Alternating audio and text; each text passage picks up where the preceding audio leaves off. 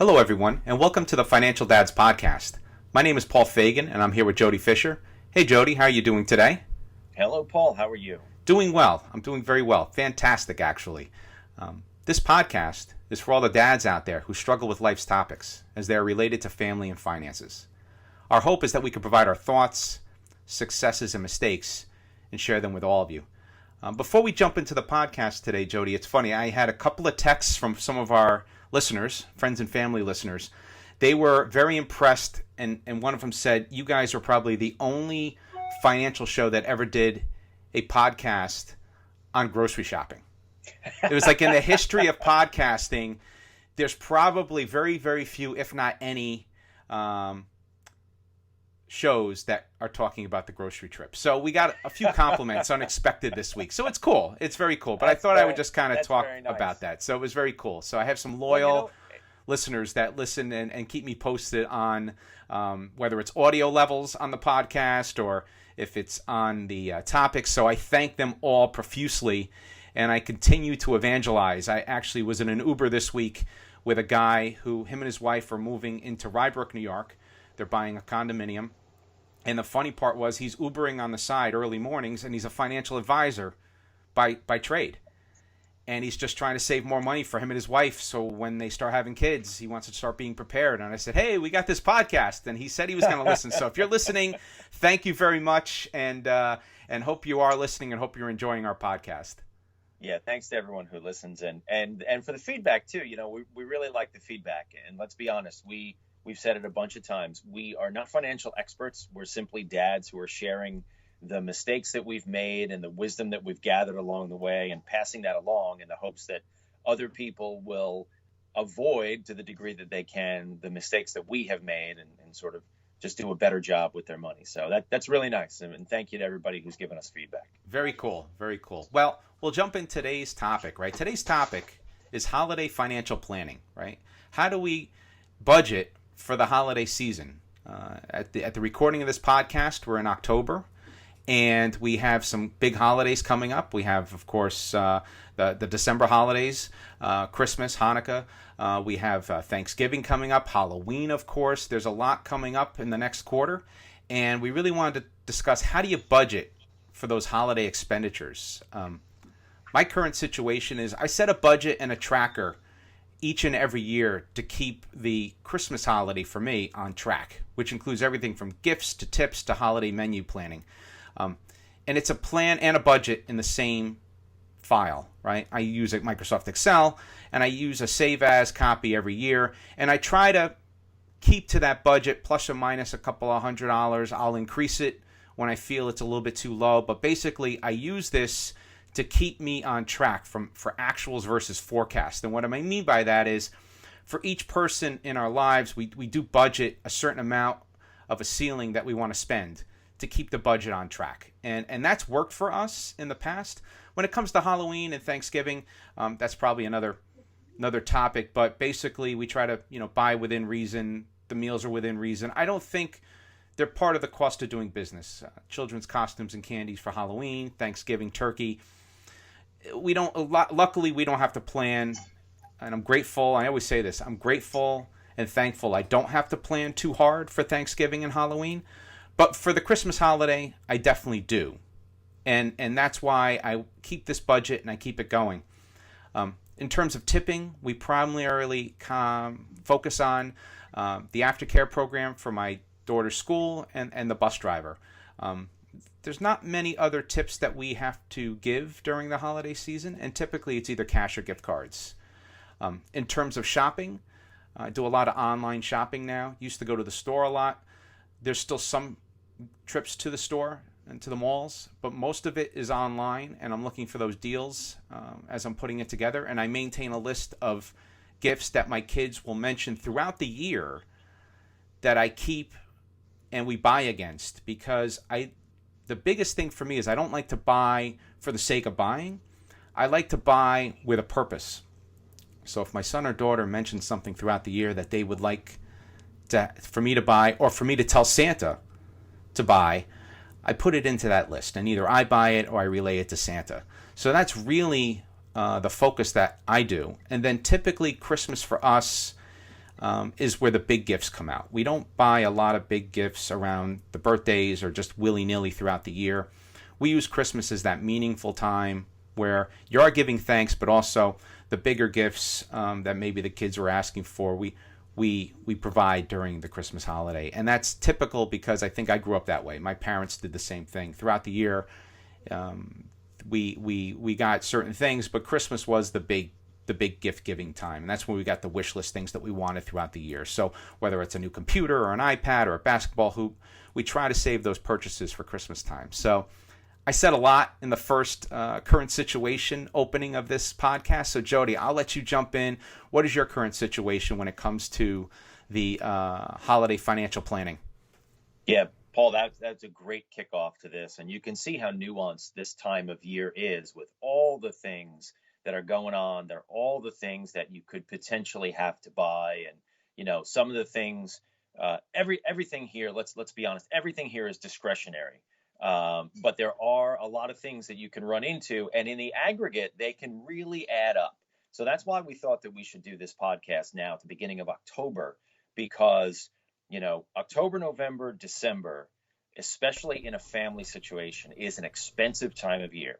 And if you're not geared up and prepared and mentally prepared for this time of year, and you don't have yourself on a schedule and a budget, you're going to wake up in January with a massive financial hangover and maybe even a couple $1,000s worth of credit card debt because you simply didn't plan, you simply didn't stick to your to the schedule, the agenda that you wanted to execute. So that's why we're talking about this now. In terms of saving and spending for this time of year, I'm a drip kind of a saver. I put savings into budget lines and I execute them every single week, every single paycheck, 365 a year. And that goes back to the practice that I have of being intentional with my money. I want to make sure that every dollar is doing the work it's supposed to be doing.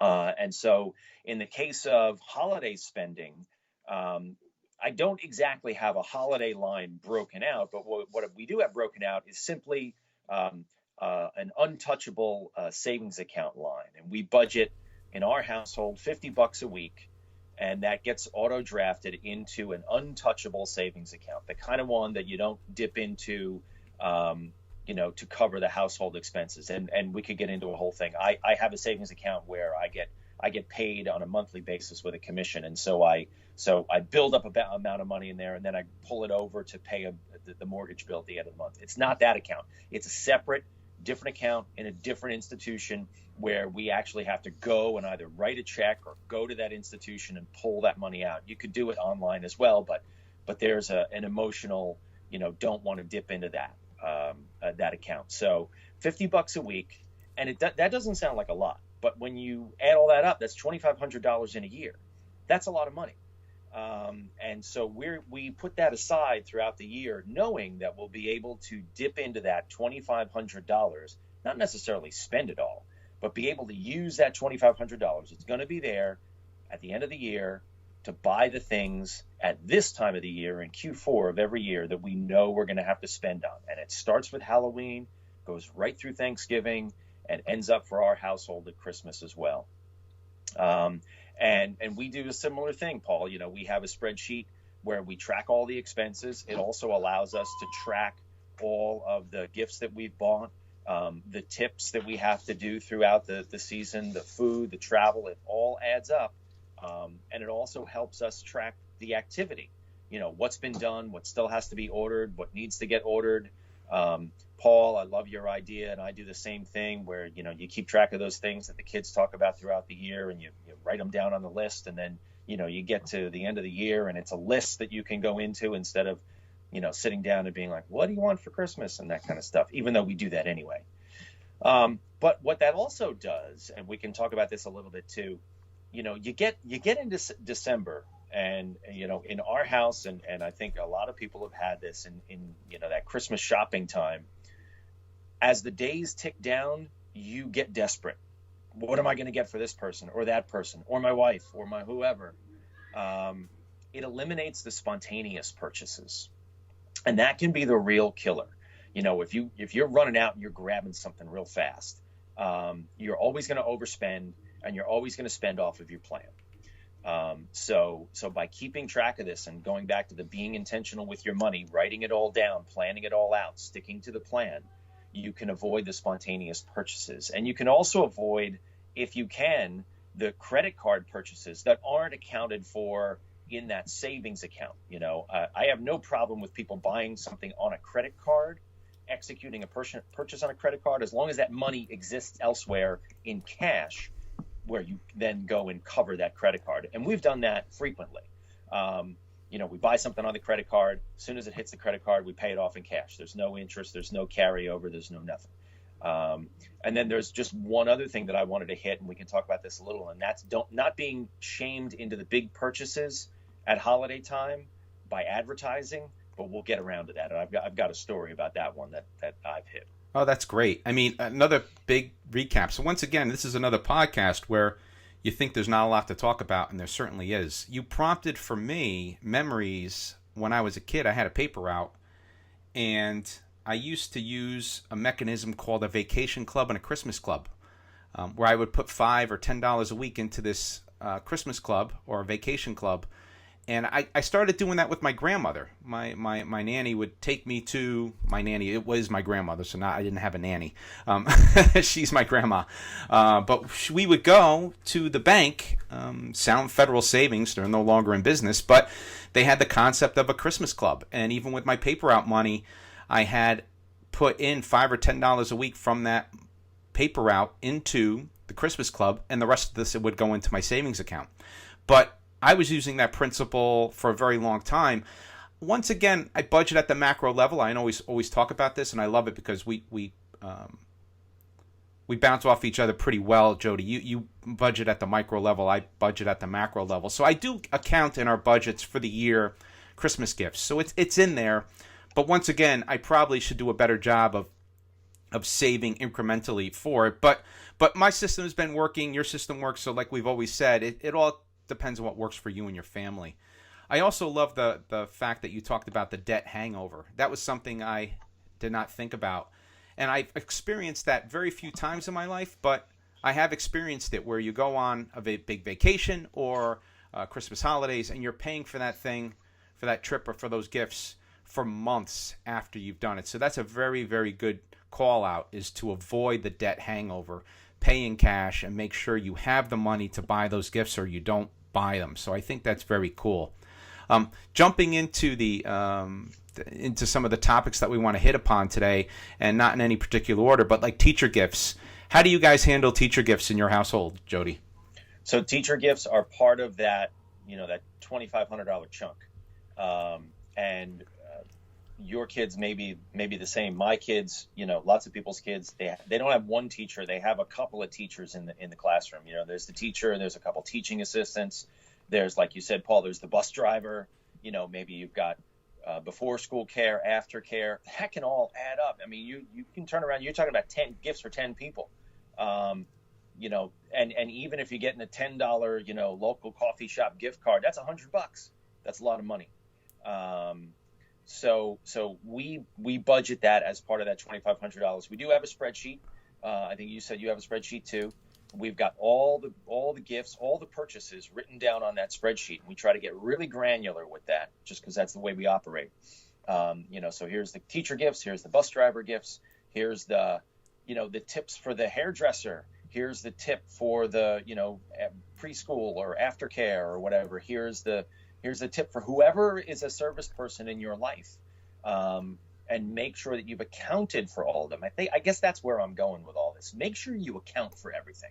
Eliminate surprises in your spending this time of year. If you can eliminate the surprises, you won't make the spontaneous purchases, especially the ones you are either obligated to make, like a teacher gift or a bus driver gift. And that may sound ridiculous, but bus drivers, they drive our kids back and forth to school. We have to take care of them. No, absolutely. Absolutely. So don't cheap out on the bus driver gift, please. Yeah, and that's doesn't mean you have to spend money. Maybe it can be something very nice. I mean, look, a card from the kids, right? The kids can make a card at home and give it to the bus driver, that's okay. It's the expression. To me, it's the expression. And, I coach sports and do a lot of things with kids, teaching kids. I would love a homemade card from a kid that says, thank you, Mr. Fisher, for what you've done. Great. I don't need money. But it's the expression. It's the you've got to take care of these people and show them that they're appreciated. Yep. And I think for me, and that's one thing that I do at a micro level, is the holiday spreadsheet. I do exactly what you said. Every person, every entity, every expense gets a line item, and we manage very closely to it. In our school system, the class moms actually do a pooled gift. So they'll say contribute, $10, $20, whatever that amount is, and we take care of the teacher and the teaching assistants, etc. I think that's a pretty good practice. It also cuts down on the having to buy the individual gifts and individual cards for every single teacher and teacher's assistant. And I think the teachers prefer it that way too, to be honest with you, because they get one big lump sum of money as opposed to the smaller gifts. But I agree with you.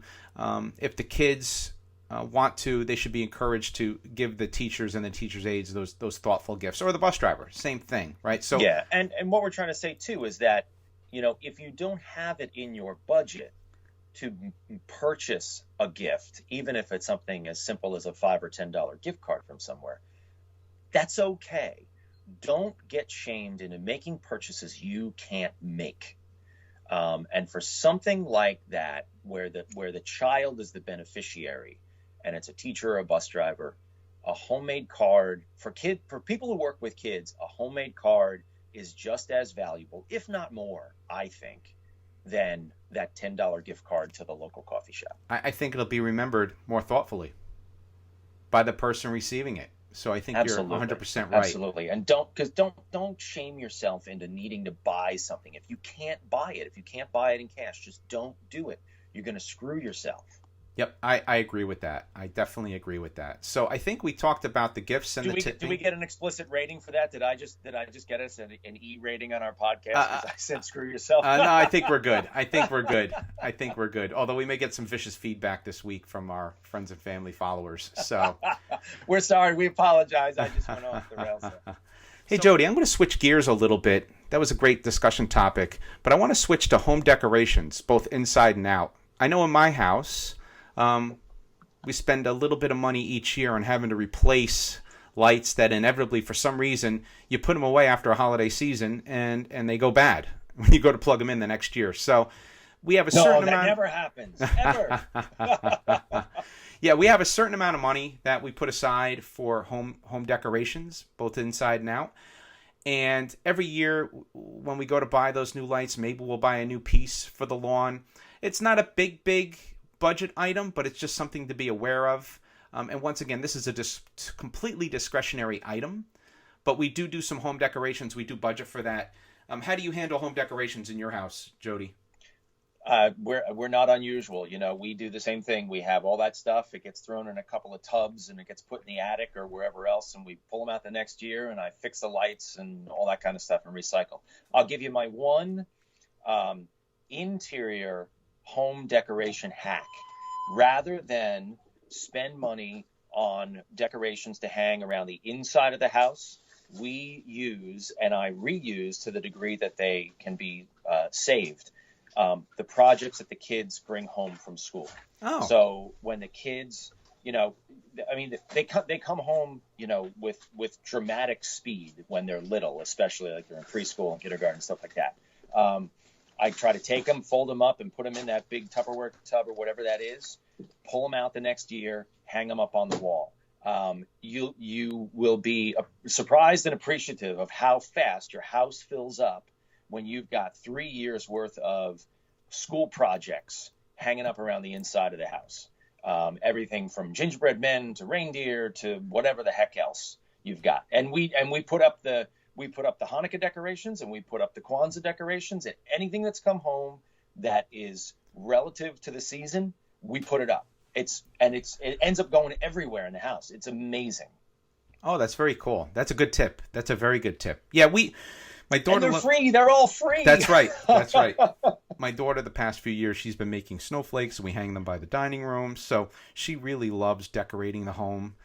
We have our Christmas tree and such, and we buy very few ornaments. We usually keep the ornaments that we have. We add a few every year, maybe on a trip, on a vacation trip, we'll add an ornament here or there. But for the most part, the cost around home decorations stays pretty stable, and it's not really a big budget item, but it's something to be aware of. Another big thing around the holidays is the grocery shopping, right? So we talked about this on a previous podcast, but that week for the Christmas for my house, that week is a monster budget, right? Us Because too. you're buying the week's worth of groceries plus all the food that you need to feed all the family members for the holidays. And it might include other trips. You might have to go to the liquor store. You might have to go to the bakery. So these are all the things you have to keep in mind when you're planning. In our house, we've simplified the Christmas meal a bit.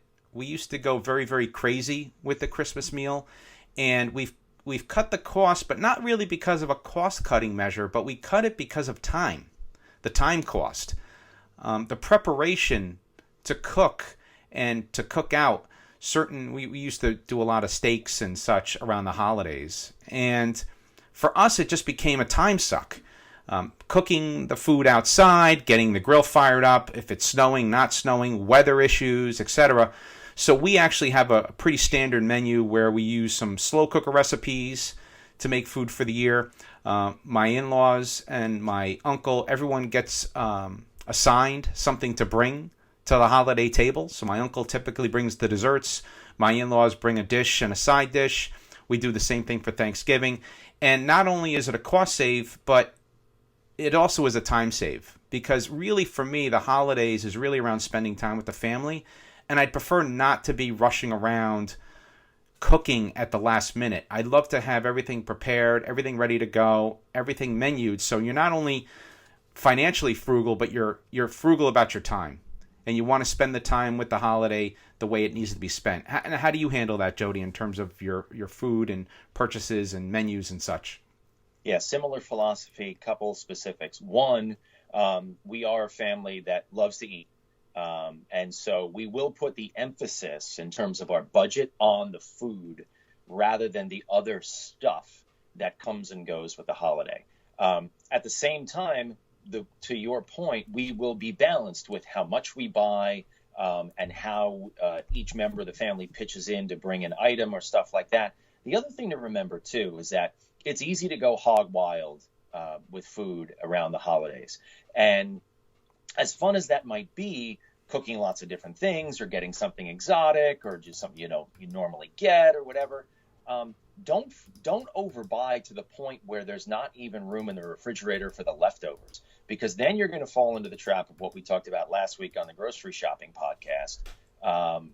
And the food's going to go bad. You're not going to be able to eat the leftovers in time for them to be put to good use, even if you send them home with lots of family members.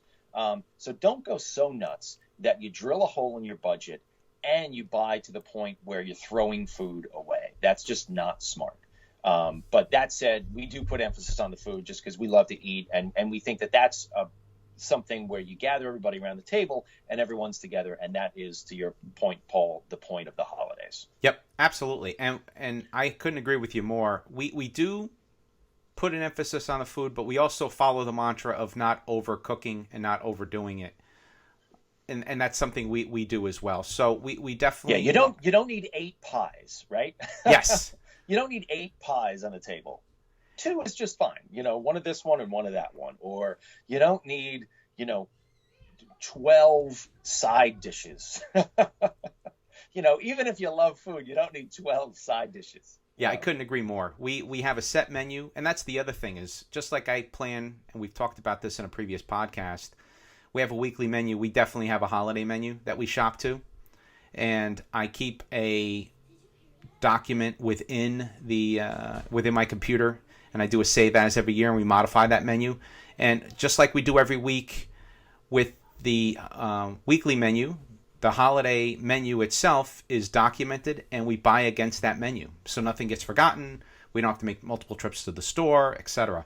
And we refine that every year. We typically have the same meal, whether it's Easter or Christmas or Thanksgiving, and I have individual documents for those. But of course, that's me being neurotic and over planning. But to be honest with you, in my house, we rarely forget anything, and everything is there. So we never have to really rush to the store and say, oh, I forgot the cranberry sauce. Most of the time, we just forget to put it out, but the cans are sitting there somewhere in the pantry. We've had that happen. That sounds familiar. Yeah, we buy everything, and then the meal's done, and everyone says, oh, where's the cranberry sauce? Ah, yes. Right. Anyone want cranberry for dessert? Right. Never mind. So who wants to take it home? That's it. Who wants to take it home? Exactly. So I'm going to switch gears. To your point there too, the planning. The planning is going to help you, one, execute the thing that you want to do. I mean, you want to end up having fun. You don't want to forget things. You don't want to be running around at the last minute. So, even if it's just making a simple list and then prioritizing against that list, budgeting against that list, it helps you plan. It helps you stay on track. And it also avoids you running out at the last minute and paying double for something that you wouldn't normally pay double for, simply because you forgot it. You just got to run fast and grab the first thing you see.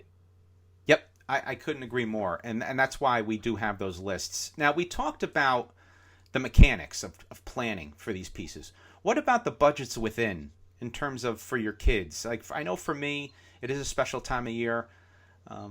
We like to buy the kids at least one thing that they've really wanted. If it's somewhat expensive, and that's relative. Right, everyone's got a relative range of what they consider to be expensive, so I'm not going to throw numbers out. But for me, it's expensive means it's something that's out of the ordinary, that's a little bit beyond what we would normally buy for the kid. But we go a little bit overboard and buy it regardless, right? And we've had some really good surprise moments with that, and it's been touching, and we've been thankful and grateful that we could do that. What do you do about budgets, Jody, in terms of for the kids? Like I said, for us, we'll have a number of practical, smaller gifts that either Santa or I bring or my wife brings. And then there's probably one or two bigger gifts that the kids really, really want. But most of the other stuff becomes purposeful, if that's the right word. So we do shampoo and socks and some of these other pieces that they could use. Because my biggest pet peeve is buying something that just doesn't get used, right? And gets put into the basement or gets pushed aside and never gets used, clutters the house. And that, once again, that's my pet peeve. So what is your focus and what's your view when it comes to the holiday gift buying for the kids? Well, a couple things. Number one, you've got to give them clothes at some point, because they have to get used to getting gifts they don't like. That's a good point. And I mean that seriously. Inevitably in your life, you're going to open up a stinker of a gift. For a kid, that's underwear. So you got to give them some underwear because they got to look at it and go, and toss it over the shoulder like they did in the Christmas Story movie. But in all seriousness, we simply, and I'm going to leave numbers aside as well, Paul, because I think that's smart here, because everybody's budget is relative. We define a certain amount of money that we're going to spend on the kids' gifts. We stick to that number. We have wiggle room inside of that number, and what we choose to buy, what we choose to let Santa know that the kids would like, whatever. But the point is, stick to the number. Don't violate the number, even if all of a sudden, and it's going to happen, a week before Christmas, there's that magical gift that's going to make everything perfect for Christmas, Mom and Dad. And if I just get this thing, it'll all be right. It's really hard to avoid that. But you've got to do your best to figure out ways around that, because like I said, you can't drill a massive hole in your budget, wake up in January and have that financial hangover. You will regret it. A similar story, in terms of getting shamed into buying gifts or buying impulsive gifts, which is what I've done in the past. I recall one time we were on our honeymoon, and this is before kids, and there's that beautiful piece of jewelry on, everything's magical on the honeymoon, right? And there's this beautiful piece of jewelry that I really wanted to buy my wife. I'm like, oh, it's gorgeous. We saw it a couple times, and then, we'd really love to get that. I'm thinking, And then I just thought to myself, screw it, I'm just going to do it. Went, bought it, massive amount of money, took 6 months, 9 months to pay it off the credit card, paid some interest charges on it. I think she's worn it 3 times in 13 years. Wow. And that's not a knock on her. It's just this massive piece of jewelry that, like, she doesn't have the opportunity really to wear. And she wears the $20 earrings that I got her all the time instead. Don't make the mistake of thinking that some massive, incredible, magical purchase like you see on TV commercials, where she opens up the ring under the tree on Christmas morning and everything is perfect. Don't think that that's going to make your holiday perfect, because that's not what it's about. And you are going to regret that purchase 10 minutes after you make it, because it doesn't make everything magical. It's great to buy those things if you can buy those things and you can afford those things. But don't think that that's the key to a happy holiday season, especially if that's going to mess with the progress that you want to make with your money the other 11 months of the year.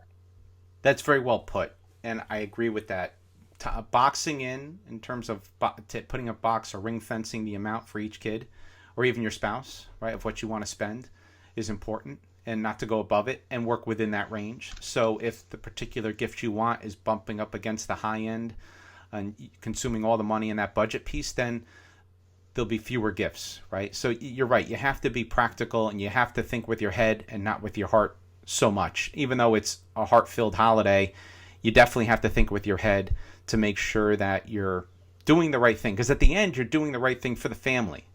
That extra money that you're, quote unquote, you'd be wasting on a very expensive gift will be used in other parts of your family's life. So I think that's important to remember as well, is to make sure that, this money that you're spending around the holidays is just a very small part of the overall bigger budget, right? And that money will be better served in other areas of your life. And really focusing on the holiday season as being a time for family is probably the biggest thing to remember and keep in mind. So with that, I think we'll go into kind of the summary recap in terms of the takeaways for today. So I think the ones I heard were plan early and often, right? And the other one is don't be shamed into the big purchases. That was a great story, Jody, and something that I'll take away to remember, that if I'm at the cusp of trying to impress or think that that's going to be the right thing to buy, I'll think twice and think back on this podcast. So what are your takeaways from today? Yeah, I would say I loved your stories, Paul, about making sure that you've got a plan going in, making sure that you're budgeting against that plan and then executing that plan, and also just making sure that you stay on track. Take into account everything you can. And I think this is the time of year where really getting granular and getting a little OCD is actually a good thing. Writing it all down, making sure that you've executed all the plans you want to execute on time, and making sure you're staying on budget is really important, because you don't want to wake up in January after having bought everything from Halloween costumes to Thanksgiving dinner to everything that's in your December holiday, and be paying for it for the next 6 months. So make sure that you plan early and often. Make sure you execute against that plan, and don't think that some make-believe magical thing, gift or whatever that is going to make your holiday better. The holiday is better because you're with the people that you love. I couldn't put it any better myself. So thank you, Jody, for that recap. Well, Jody, I thoroughly enjoyed our discussion today, and I'm personally looking forward to the next one. Thanks, everyone, for downloading our podcast. If you have any questions or comments, please email us at financialdads@gmail.com or check us out on Facebook. Just go to financialdads.com. So with that, this is Paul and Jody reminding you, managing finances can be stressful, but that's why the Financial Dads are here to help you plan for success. Have a good one, everybody. Be well, and thank you.